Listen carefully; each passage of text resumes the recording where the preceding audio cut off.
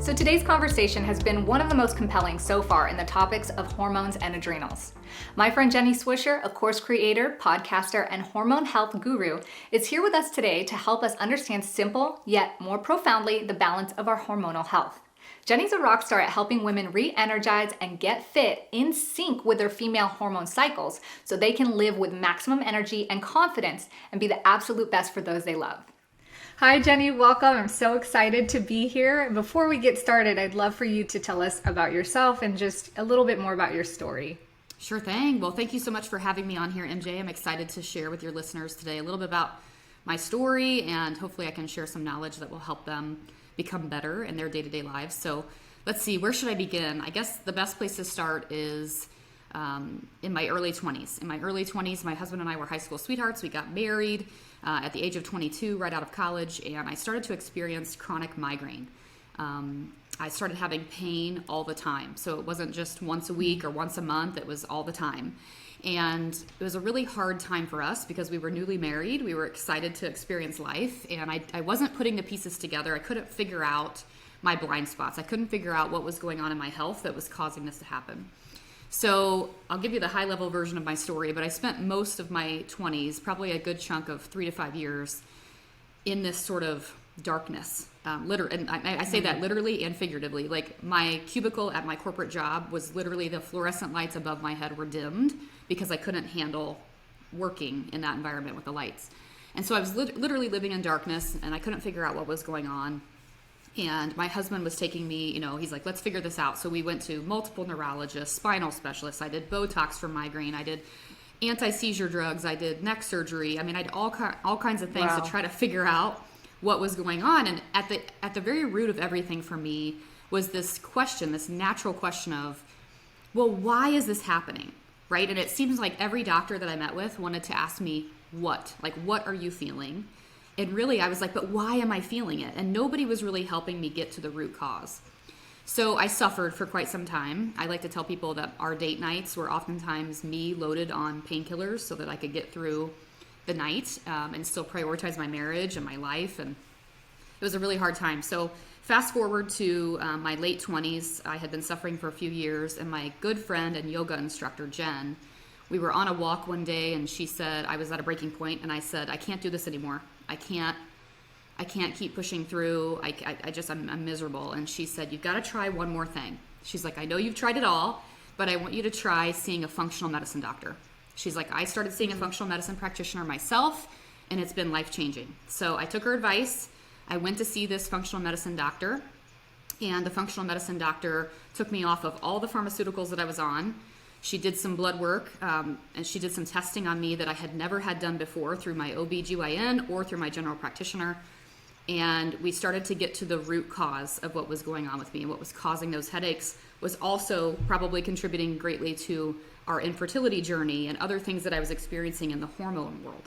Now, if you think about it, like I like to share with women, I was telling my OBGYN, I was telling my general practitioner, I was telling my neurologist, is there any way this could be hormonal? Because I knew in my teenage years that my headaches were always around my period. And so I kept asking that question, and everybody would say, no, like that's not supposed, you're having this headache all the time. It's not following a pattern. It's not hormonal. But yet no one did the testing. They gave me the surgeries and the medications and the brain scans, but there was no root cause approach. So the functional medicine doctor really changed my life. Around that same time, I was introduced to Team Beachbody. I started doing, some people might remember the P90X DVDs. I lost 30 pounds. I really got excited about my health and wellness. Like, I started addressing my nutrition. I started following programs that Beachbody put out. I became a Beachbody coach. I built a successful business and a successful team with that.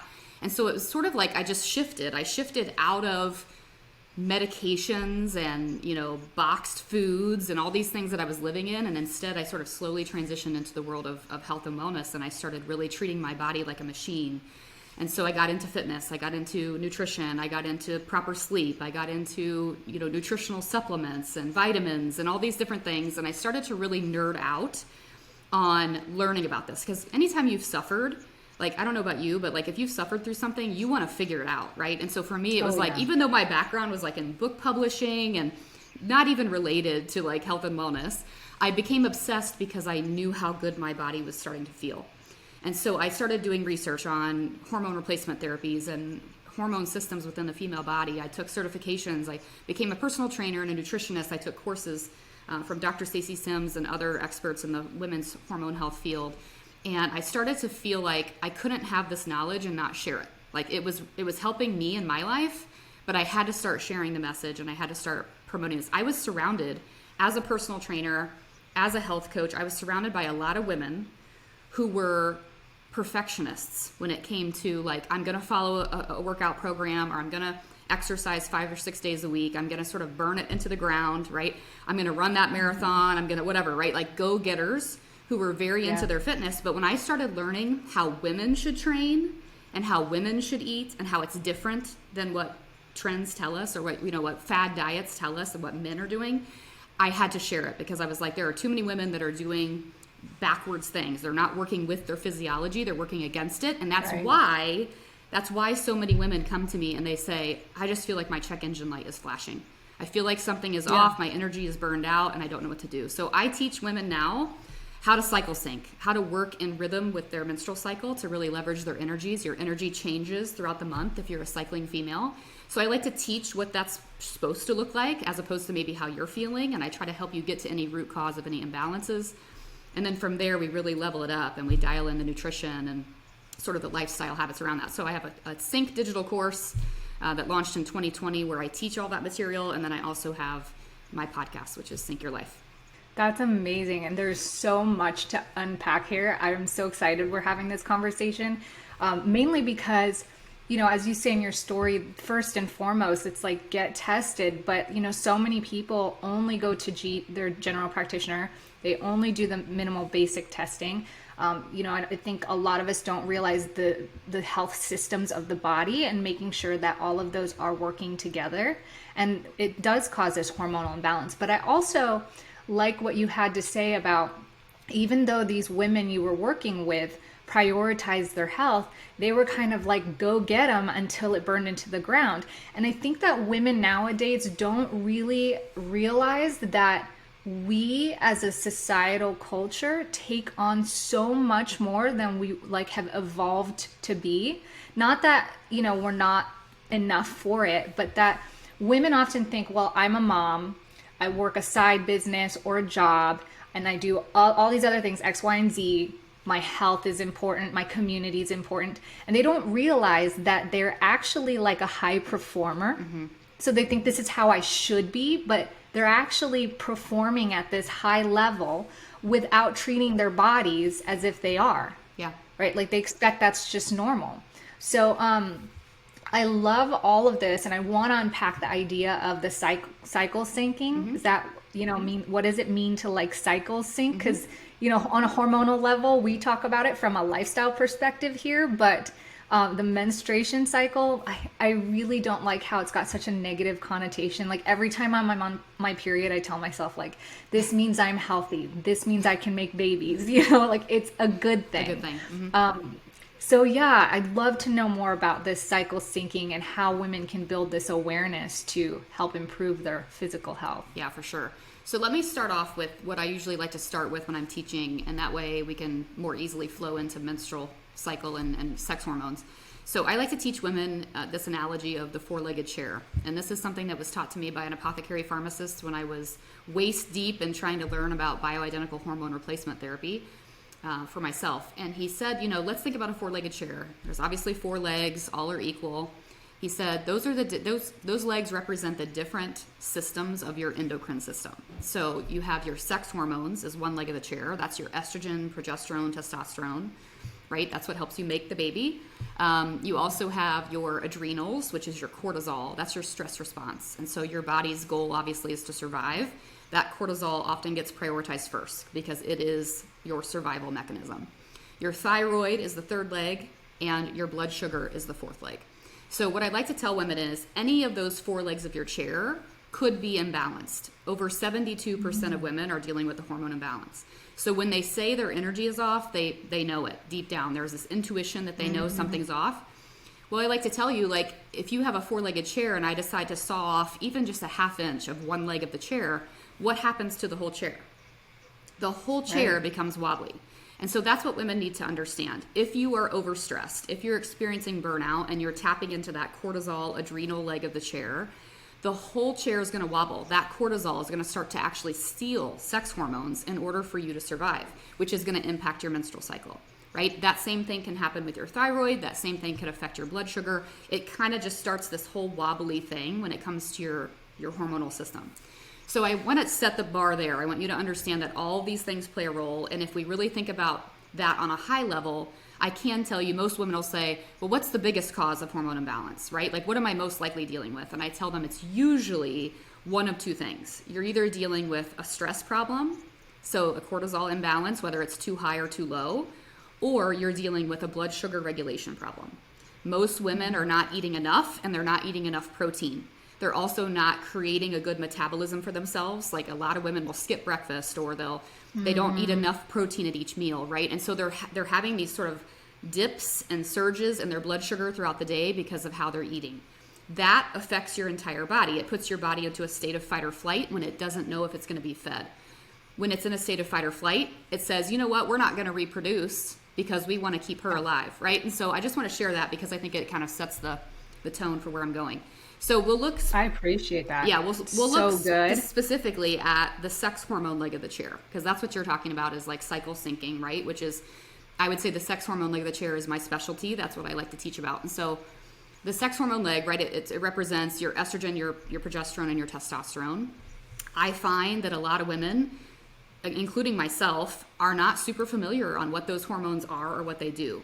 We weren't taught that in middle school sex ed. We were given a textbook that showed us how babies are made and what your parts look like, right, for the most part. And we were told you're going to have a period and your cycle will follow a 28-day schedule. So we're given this sort of textbook example. And most women are like, I don't really know what for me, when my doctor said your progesterone is non-existent, I was like, what's progesterone, right? Like, I didn't know what it was. So let's start there. So you have two different, for a woman who's cycling. So this does not apply to a woman who's on oral contraceptives. This does not apply to a woman who is menopausal. Okay, so this is for a cycling female who is not taking any form of hormones, including birth control. So if you're a cycling female, what we want to start off by saying is that ovulation, which happens somewhere in the middle of your cycle, is considered by a lot of functional wellness practitioners to be your fifth vital sign. So it's not actually your period health that indicates your menstrual health, it's your ovulation health. So a lot of women can tell me, you know, I had my last period on October 8th, for example, but they don't have any idea if or when they ovulated. So my first tip for anybody listening when we're talking about cycle syncing is to start tracking your ovulation. I'll give you a disclaimer that the pharmacy test strips, like the urine test strips, are highly inaccurate for women who are exercising females. Okay, so if you're an exercising female or you're low body fat percentage, those tests aren't going to work for you. The best way to track your ovulation is through either basal body temperature, which is not much fun for a lot of women, basal body temperature, or saliva. And this is something that I didn't know about until I started tracking my migraine patterns. And someone told me that I should start tracking my saliva. And it's so cool. And I just want to touch on it briefly because I think it can help a lot of women, whether they're looking to conceive or not. A lot of women assume that they're ovulating when really they're not, right? If they're dealing with PCOS, blood sugar instability, you can still be having a period. You can still be bleeding regularly and not have ovulation occur. So your saliva patterns really throughout most of the month, like if you're having a 28-day cycle, over 20 days of that cycle, it's just going to be bubbles. There's no pattern whatsoever. But during ovulation, what happens is this sort of snowflake on a window pane pattern comes, and that shows that your estrogen is rising. Eventually, after a couple days, it'll turn into what look like jungle ferns. So you're literally looking at your spit on a microscope, and it looks like jungle ferns, and that indicates that you are in full-blown ovulation. So I have my women who take my course, they track their ovulation, they start to see, okay, I usually ovulate between days 8 and 10, or I usually ovulate around day 14, whatever it is for you. And that determines the overview of what you're going to do to cycle sync. Okay, so the first half of your cycle, from the time you start bleeding until that ovulation point, that's considered your follicular phase. That is when estrogen is the most dominant hormone at play. So when you're bleeding, your hormones are pretty much rock bottom. That allows the uterine lining to shed. And then slowly that estrogen rises to prepare for ovulation. When estrogen is rising in that first half of your cycle, that is the perfect time to do strength training, right? To put a dominant focus on strength training. Pick up the heavy weights, right? Heavy weight, low reps, like that's a great activity to really focus on 4+ days a week in that follicular phase.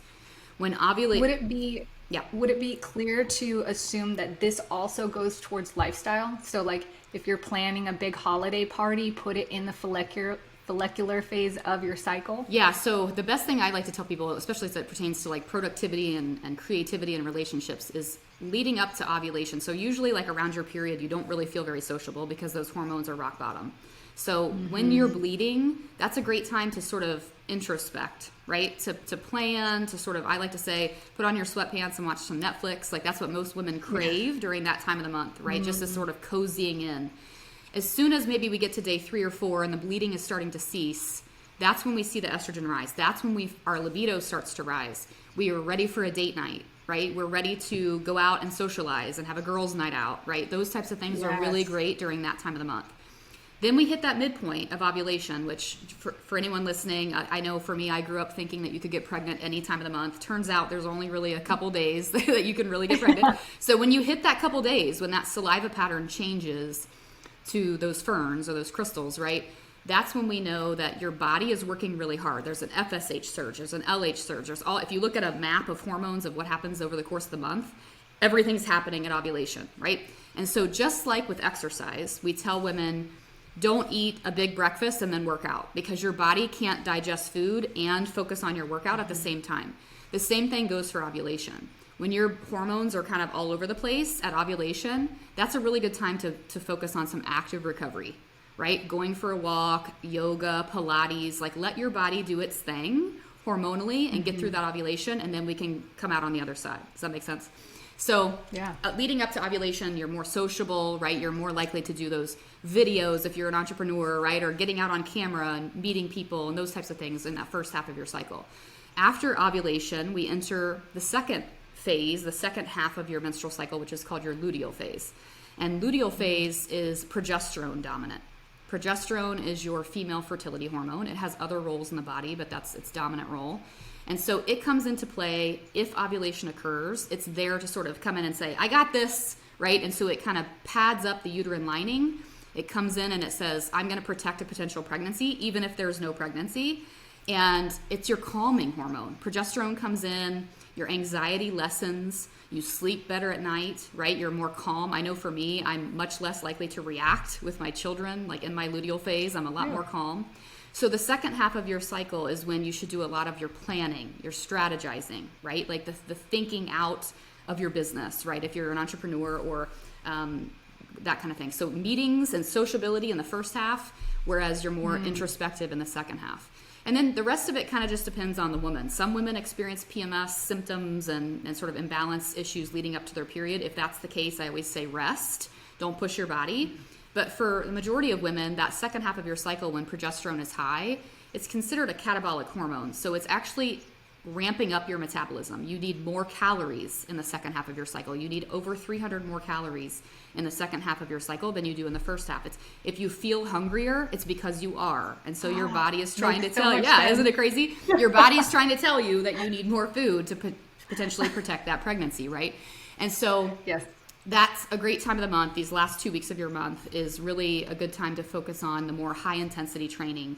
You still want to be strength training, 2 to 3 times a week, but that's when you can really do a little bit more cardio. You can do more of the HIIT type interval training. So I think we covered that. The only thing I didn't cover is how nutrition plays a role in cycle syncing. I can touch on that if you want. Yeah, I love that. I have a question though before we move into that. For women who feel chronically fatigued, they're not even getting to the gym. They shouldn't be getting to the gym. There's this side question, and it was something I've experienced recently. So normally I hit the gym 3 times a week and do like volleyball 3 more times a week and gardening. And I noticed recently I had a project that was having me do moderate to low level exercise for about 3 to 4 hours a day, like really, really low level. And that period felt so smooth. Like it was almost like I didn't have a period at all because I had no PMS, I had no cramping, the flow was just really even.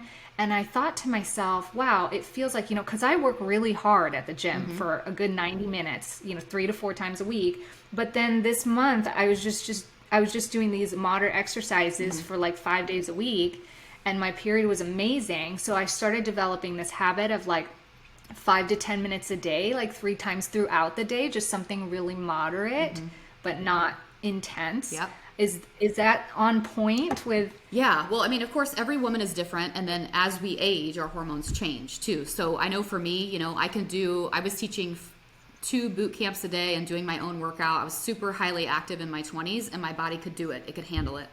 In my late 30s now, like looking at the cusp of perimenopause, which is a 10-year period of time, my body craves more of that like lower impact, less stress, moderate activity.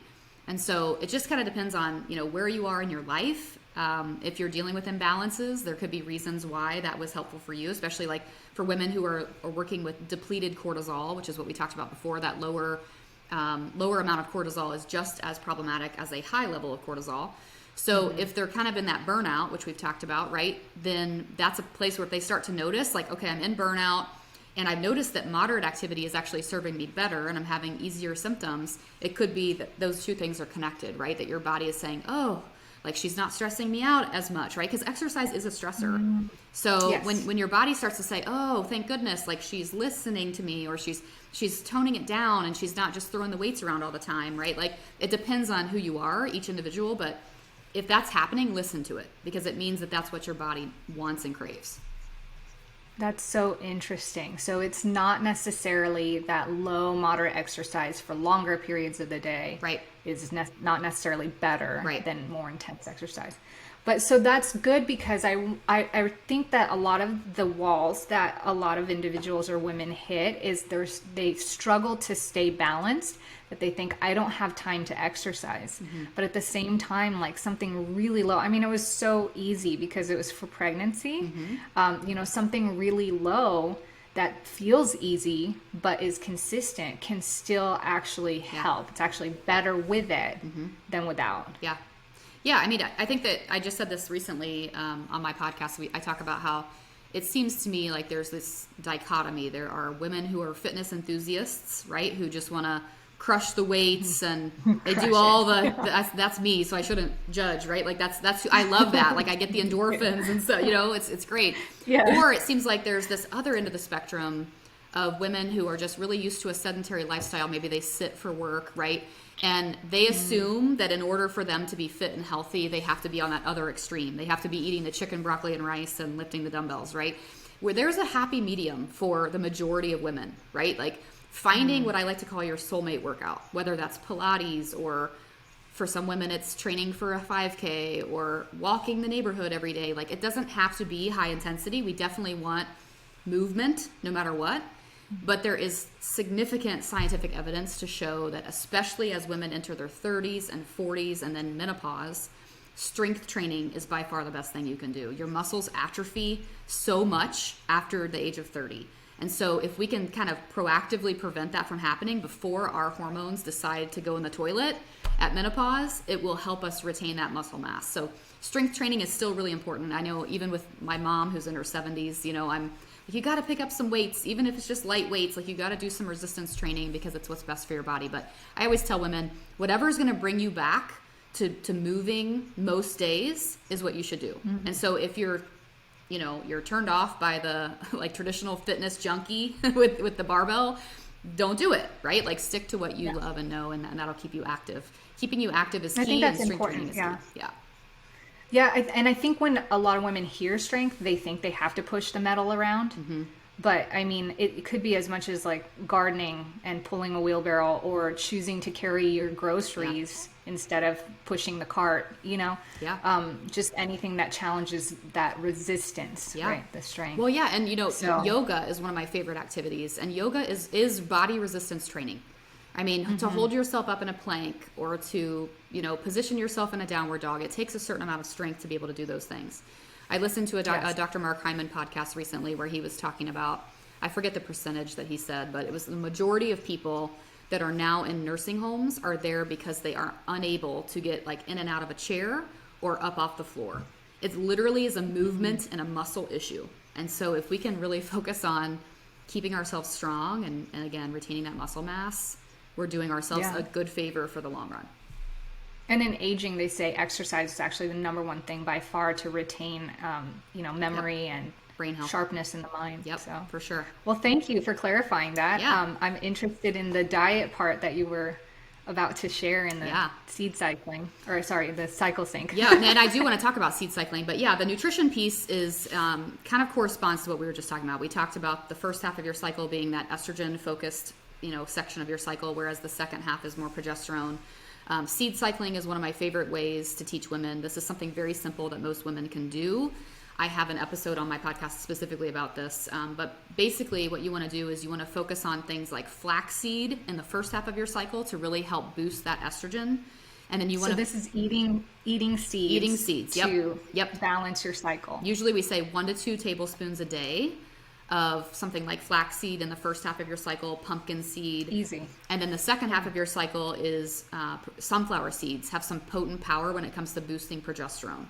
So this is very simple. Now, I will say this. There is one caveat to this, which is a lot of seeds that you can get in your grocery stores, especially those like bulk seeds where you like scoop them out and put them they're usually covered in a lot of mycotoxins.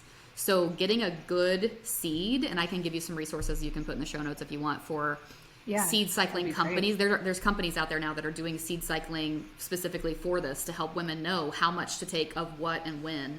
That's a really great way. And I know there's a lot of women in my course, myself included, who have benefited from just seed cycling. So even if it's just throwing those seeds in your smoothie, or, I like to put flax in my oatmeal in the morning, right? Like simple things like that can really help your hormones naturally. Isn't it funny? Sometimes I always think like, of course, nature gives us what we need, right? But sometimes we're so quick to be like, give me the pill or give me the shake or give me the bar, right?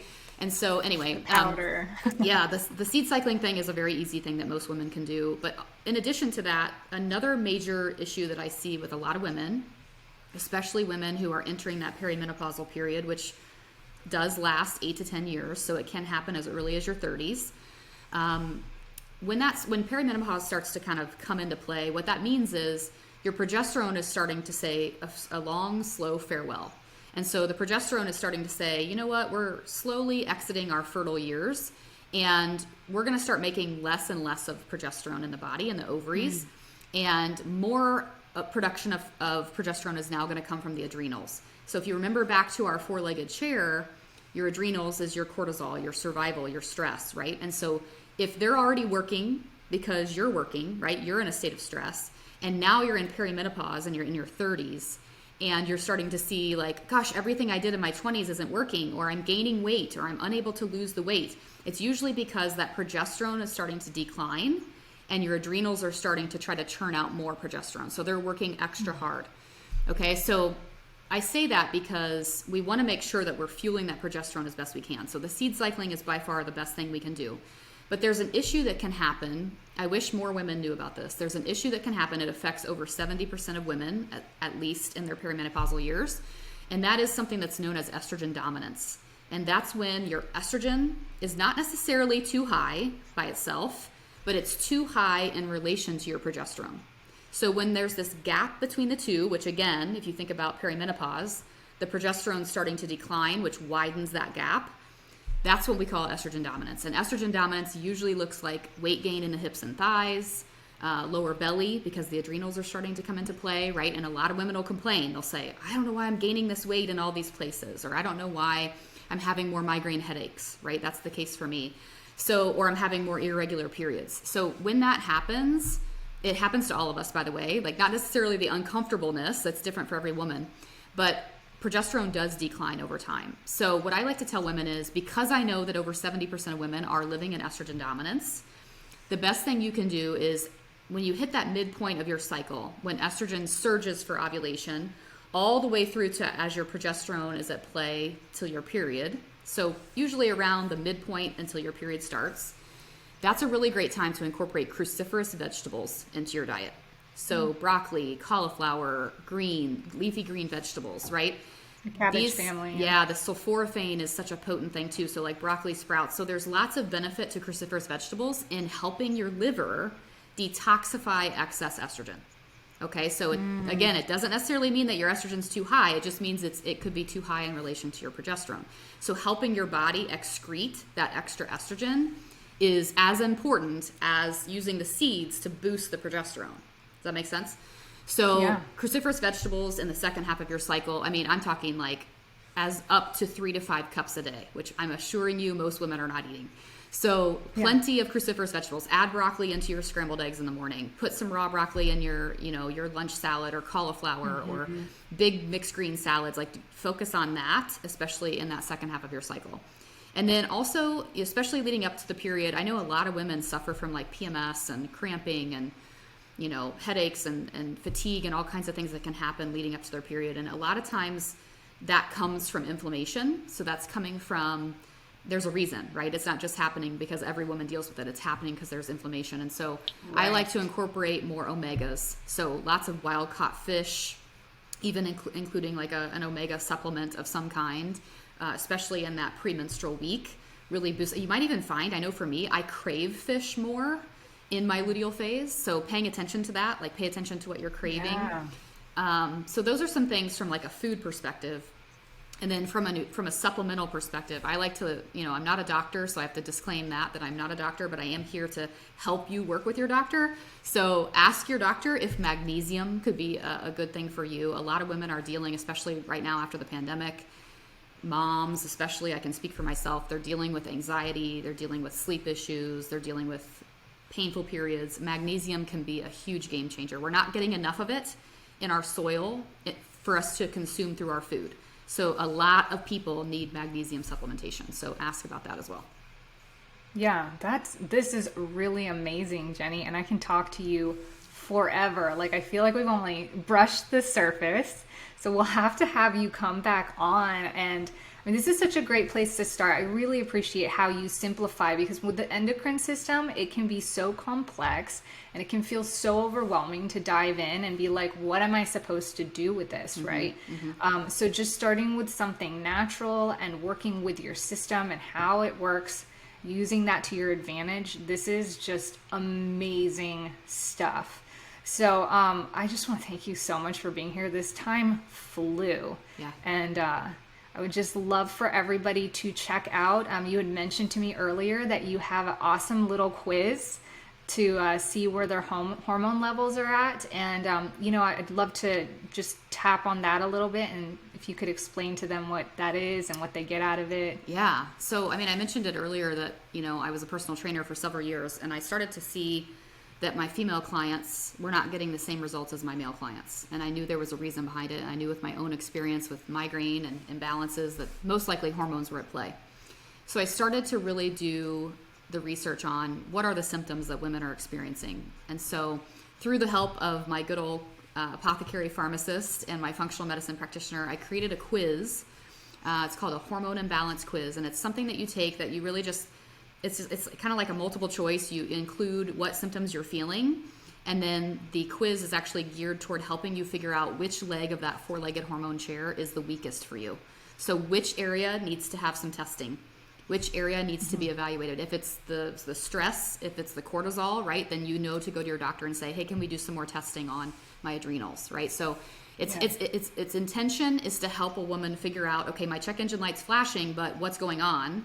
Right? It's not there to diagnose, but it's there to say, hey, this could be what's going on, and this is what you should ask about. So that's the purpose of the quiz. That's so perfect, because I mean, the first step that we talk about here is get tested. So to have a quiz to direct which tests, I mean, tests are laborious and they're expensive, and so I think that is awesome. And for you all, I would highly recommend taking this quiz. I'm going to take it. I'm excited to check that out. I'll put everything in the show notes. And Jenny, I want to say thank you so much for being here. This is an absolute honor. And I appreciate all the knowledge. This was just such gold. I mean, I love this stuff. So hopefully we can have you back on again.